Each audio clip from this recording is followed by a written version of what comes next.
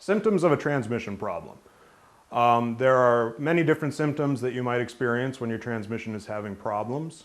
Some of them are specific to manual transmissions, some of them are specific to automatic transmissions, and some of them can kind of span the two. A common problem in manual transmissions is that the synchro meshes can wear out, and what will happen is that between gear changes you can get a grinding, or the gear may not stay in. If you're coasting or under load, it will try and pop out of gear. These are usually an indication that the synchro meshes are worn.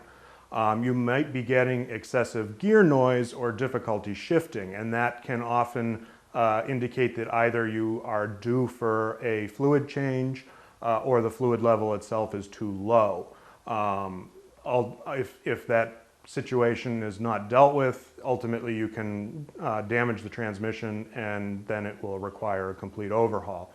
In the case of automatic transmissions, you can experience similar issues where if you're getting excessive gear noise coming from the transmission, there's a likelihood that the fluid is either low or contaminated and it's ready for a service.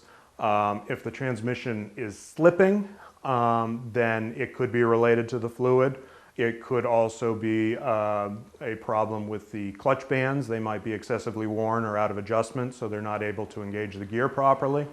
You could also have debris in the valve body, which is preventing it from sending the fluid where it needs to go.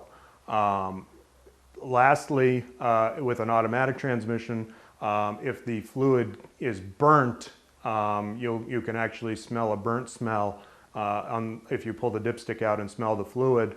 That is an indication that there is excessive friction occurring within the transmission. Either the transmission is being used harder than it was originally designed to be used, or there are components that need to be serviced.